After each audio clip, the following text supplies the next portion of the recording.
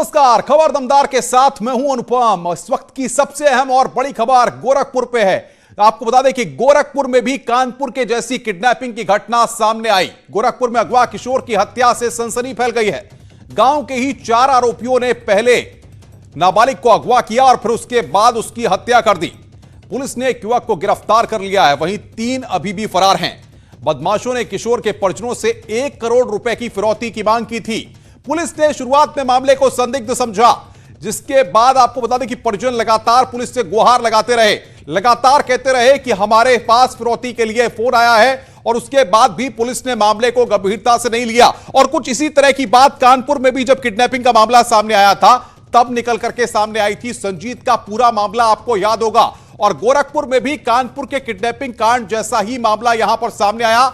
लड़का अगवा होता है, फिरौती मांगी जाती है, परिजनों के पास फोन आता है, लेकिन पुलिस पूरे मामले को संदिग्ध मानती है। और उसके बाद आज जाकर के यह साफ होता है कि उस नाबालिग की, उस किशोर की हत्या कर दी गई है। यानी कि शुरुआत से ही पुलिस ने पूरे मामले को हड़के में लिया, गंभीरता नहीं दिखाई। अगर पुलिस ने जिस तरीके से लापरवाही मामले में बरती थी, वही लापरवाही आज कानपुर के बाद गोरखपुर की पुलिस ने बरती और इस मामले में अगवा लड़के की लाश मिली। यानी कि अगर पुलिस किडनैपिंग की घटना को गंभीरता से लेती तो शायद आज वो लड़का जिंदा होता।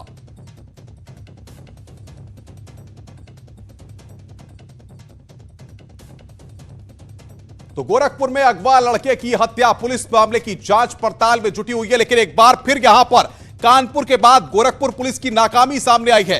पुलिस मामले को शुरुआत में हल्के में लेती रही। पुलिस कहती रही कि अगवा नाबालिग के पिता की सिर्फ पान की दुकान है, ऐसे में कौन उससे 1 करोड़ रुपए की फिरौती मांग सकता है, जबकि किडनैपर्स ने परिवार वालों से 1 करोड़ रुपए की फिरौती मांगी थी। और बातचीत करने के लिए गोरखपुर से हमारे संवाददाता रामगोपाल हमारे साथ सीधे जुड़ रहे हैं। रामगोपाल, कानपुर में जिस तरीके की किडनैपिंग की घटना सामने आई थी, उसके बाद भी पुलिस गंभीर नहीं हुई गोरखपुर की घटना को लेकर के, और आज उस किशोर की लाश मिली, आज उस किशोर की हत्या की बात सामने आई।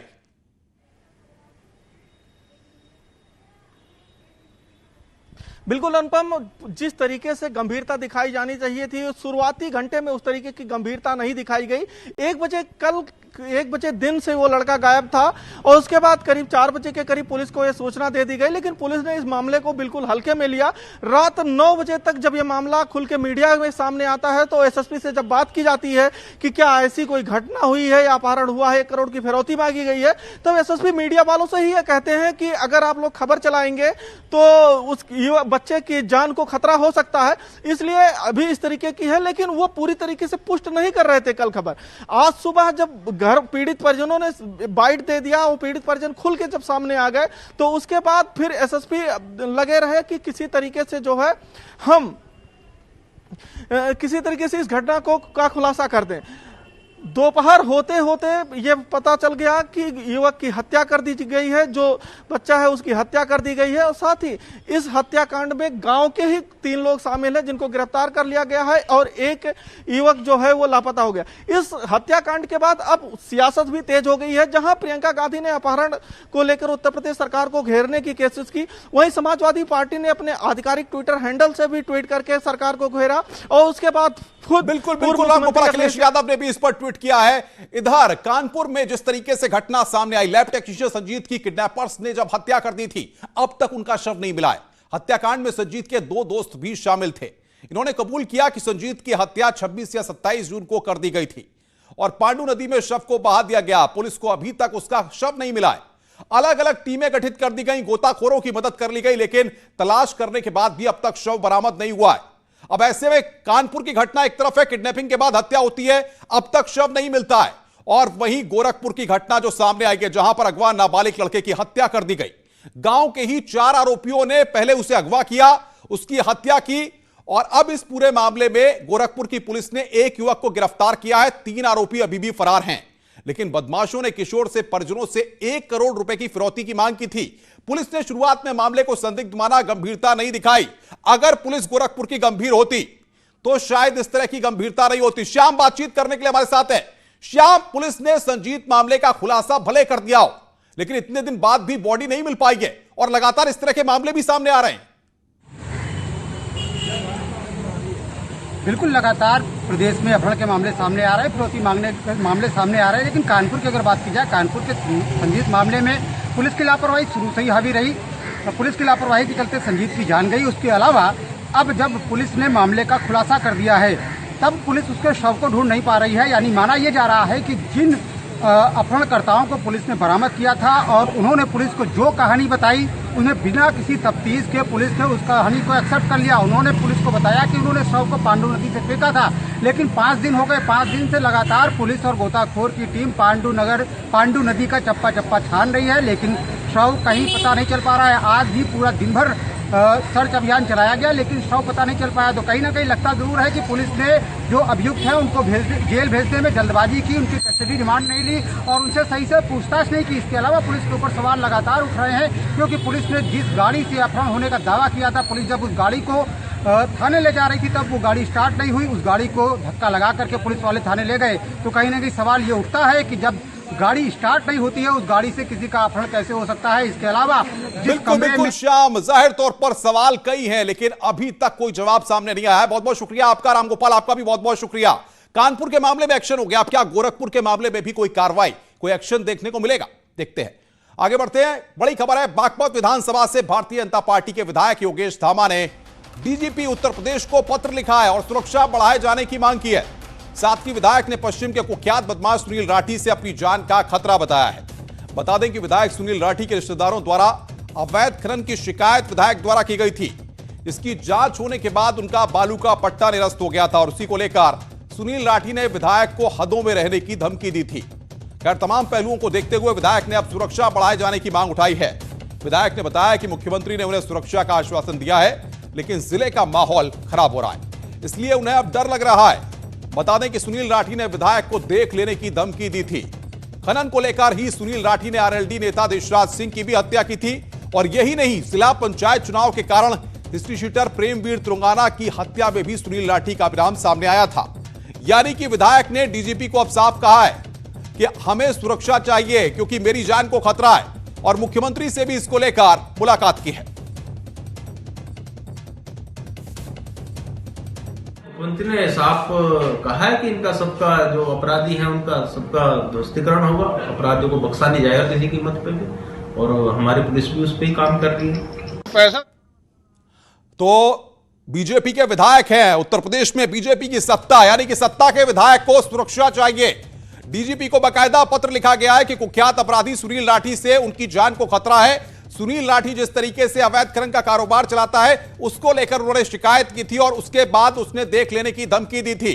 इसी से योगेश धामा को अपनी जान का खतरा है। उन्होंने साफ कहा है कि डीजीपी साहब, मुझे सुरक्षा चाहिए और यह आश्वासन उत्तर प्रदेश पुलिस के द्वारा और साथ ही साथ आपको बता दें कि मुख्यमंत्री के द्वारा उनको दिया गया, ऐसा उन्होंने आश्वस्त किया है। पश्चिमी उत्तर प्रदेश में जिस तरीके से सुनील राठी का कोकस चलता है, गिरोह चलता है, कुख्यात अपराधी है सुनील राठी, उससे यहां पर अपनी जान का खतरा योगेश धामा ने जताया है, जो कि भारतीय जनता पार्टी के विधायक हैं। यानी कि अब आप समझ सकते हैं कि सत्ता के विधायक को शहजाद बातचीत करने के लिए हमारे साथ इस वक्त फोन लाइन पर है हमारे संवाददाता शहजाद। योगेश धामा ने जिस तरीके से डीजीपी को पत्र लिखा, मुख्यमंत्री तक मामला संज्ञान में लाए, फिलहाल क्या स्टेटस है, क्या अभी तक सुरक्षा मिल पाई है? धामा उनसे हमारी लगभग 2 घंटे पहले बात हुई है, अभी तक उन्हें सुरक्षा नहीं मिली है। विधायक का कहना है कि जिस तरह से जनपद का सुनील राठी जो है माहौल खराब कर रहा है, जनपद का जो है अपराधीकरण कर रहा है, जनपद में नए नए लड़कों को जो है क्राइम में ला रहा है और उनको हथियार उपलब्ध करा के उनसे क्राइम को अंजाम दिलवा रहा है, तो इससे जो है जनपद की फिजा खराब हो गई है और जनपद में अब कुछ भी हो सकता है।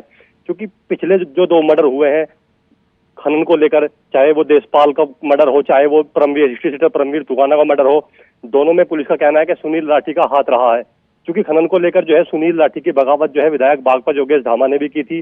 अब योगेश धामा को भी डर सताने लगा है, सुनील राठी से योगेश धामा को जो है डर लग रहा है और इसी कारण जो योगेश धामा है उन्होंने सीएम और डीजीपी को पत्र लिखकर अपनी सुरक्षा जो है बढ़ाए जाने की। लेकिन सवाल यह है कि विधायक के पास तो अपनी सुरक्षा ऑलरेडी होती है, गनर होते हैं, बाकी सुरक्षाकर्मी होते हैं, ऐसे में आप किस तरह की सुरक्षा चाहते हैं? देखिए, बागपत जो विधायक हैं वो अतिरिक्त सुरक्षा चाहते हैं, जो 2-3 गनर उन्हें मिले हैं उसके अलावा जो है वो सुरक्षा चाहते हैं। क्योंकि पश्चिम का जो कुख्यात बदमाश है सुनील राठी, उन्होंने जेल में मुन्ना बजरंगी की हत्या कर दी थी और पिछले लगभग 8-10 दिनों में उन्होंने 2 हत्याओं को बागपत में जो है अंजाम दिलवाया है। तो उससे जो है बागपत विधायक योगेश धामा पूरी तरह शहजाद रोकेंगे इस वक्त बातचीत करने के लिए। खुद विधायक जी हमारे साथ फोन लाइन पर हैं। विधायक जी, न्यूज़ 18 में आपका स्वागत है। बताइए किस तरह का जान का खतरा है आपको, जिसके लिए आपने सुरक्षा की गुहार लगाई है? ये ऐसा है भाई साहब, हमने ये अवैध खनन ये लोग कर रहे थे, करोड़ों रुपए इन्होंने यहाँ से कमा रहे थे हमारे क्षेत्र से, बागपत से जी। तो एक अपराधी अगर इतना पैसा कमा रहा है तो ये हमारा अधिकार बनता है, कर्तव्य भी बनता है जनता के प्रति कि हम उन्हें न्याय दिलाएं। और वो यहाँ के आम किसानों को उनके खेतों में से खनन किया जा रहा था, तो उस पे हमने जांच करवाई। माननीय मुख्यमंत्री जी ने उसके लिए जांच बैठाई। जांच ने उन पे 4 करोड़ की 5 करोड़ की पेनल्टी लगाई और वो खनन का पट्टा उनका निरस्त कर दिया। अब वो इससे बौखलाए हुए हैं कि भाई हमारा इतना बड़ा नुकसान विधायक ने कर दिया है। अभी अभी उस खनन से जुड़े हुए ही एक किसान नेता था बदरखे में, देशपाल, उसकी हत्या इन्होंने करवाई। दूसरी हत्या एक परमवीर तुगाना से था, उसकी हत्या इन्होंने करवाई। उसके बाद जो इनपुट आ रहा है, जो क्षेत्र में इनके गुर्गे घूम रहे हैं, वो कह रहे भाई अब की बार विधायक का नंबर है, विधायक को हम देखेंगे। तो इस तरह का इनपुट आ रहा है। तो मैंने इसमें मिलकर माननीय मुख्यमंत्री योगी आदित्यनाथ जी से को सारी बात बता दी है। उन्होंने कहा कि अपराधियों पर पूरा नियंत्रण किया जाएगा, अपराधियों को बख्शा नहीं जाएगा किसी कीमत पे भी। तो ये सारी बातें हुई हैं। और डीजीपी साहब से भी मैं मिला था इसमें कि मैं अपनी सुरक्षा की मांग के लिए भी, कि ऐसे जघन्य अपराधियों, उनकी मानसिकता का कुछ नहीं पता। तो ये सारी बातें हुई हैं और मुद्दा कोई नहीं है, कोई व्यक्तिगत मेरी किसी से लड़ाई नहीं है, लेकिन जो गलत करेगा इस सरकार बिल्कुल बिल्कुल योगेश जी, बहुत बहुत शुक्रिया। तो आपका योगेश धामा जो कि विधायक है, जिनको अपनी जान का खतरा है, उन्होंने कहा कि मुख्यमंत्री से भी उन्होंने मुलाकात की है और उनको आश्वस्त किया गया है। शहजाद, आपका भी बहुत बहुत शुक्रिया हमारे साथ जुड़ने के लिए और इस बड़ी खबर पर अपडेट देने के लिए। आगे बढ़ते हैं। हरदोई से खबर है, नटवर लाल ने दंपत्ति को बेच दी गोमती नदी। 30 लाख रुपए में बेची गई है एक जमीन। बीएसएनएल के रिटायर्ड कर्मी को बेचा गया गोमती नदी का हिस्सा। बेची गई जमीन में आधी से अधिक पर बहती है गोमती नदी। लेखपाल की शिकायत के बाद अतरौली में एक एफआईआर दर्ज की गई है। मामले में एक आरोपी को फिलहाल गिरफ्तार कर लिया गया है। अन्य जालसाजों की तलाश में अतरौली की पुलिस जुटी हुई है। तो हरदोई से एक खबर, किस तरीके से जालसाजों ने गोमती नदी को ही बेच दिया।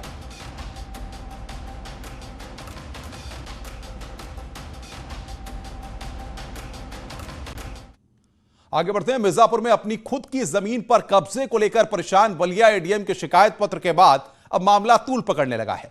जिला प्रशासन ने एडीएम के शिकायत पत्र पर संज्ञान लेकर जांच करवाई तो पता चला कि जमीन का मामला कोर्ट में विचाराधीन है। दरअसल बलिया में अपर जिलाधिकारी भू राजस्व के पद पर तैनात प्रवरशील बरनवाल का मामला तब सुर्खियों में आया जब हाल ही में 23 जुलाई 2020 को बलिया के जिलाधिकारी श्री हरि प्रताप शाही ने मिर्जापुर के डीएम और एसपी को पत्र लिखकर नियमानुसार सहयोग करने की गुजारिश की। एडीएम के मुताबिक उनकी बरुना इलाके के शुक्लाहास पर जमीन का एक प्लॉट है जो उनकी मां कृष्णा बरनवाल के नाम पर 1989 में रजिस्टर हुई थी। 1990 में वो इस जमीन पर बाउंड्री वॉल भी खिंचवाए थे, लेकिन कुछ दबंग एडीएम की जमीन पर घर नहीं बनाने दे रहे हैं। जिलाधिकारी का कहना है कि मामले में जांच के अनुसार जमीन 1989 में खरीदी गई। 1992 में नाम हस्तांतरण करने के लिए तहसील में आवेदन किया गया था।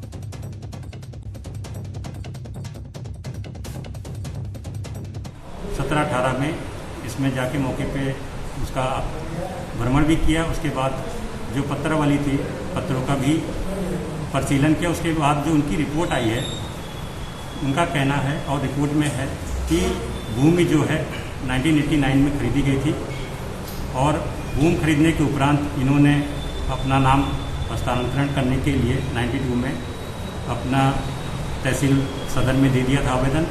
2007 में इनका नाम जो है तहसीलदार न्यायिक ने इनके नाम पे खतौनी में दर्ज कर दिया था।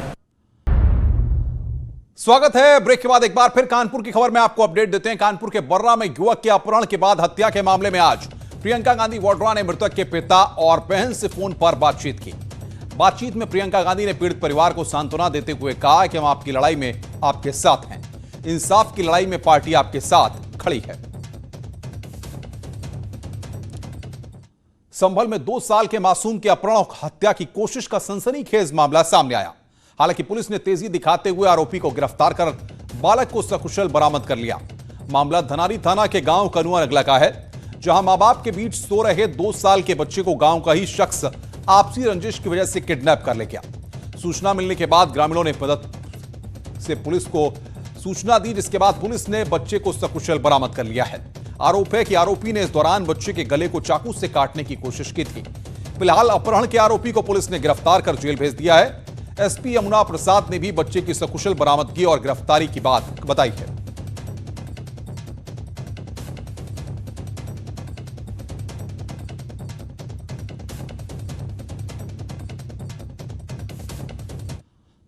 खबर दमदार में आज बस इतना ही। नमस्कार।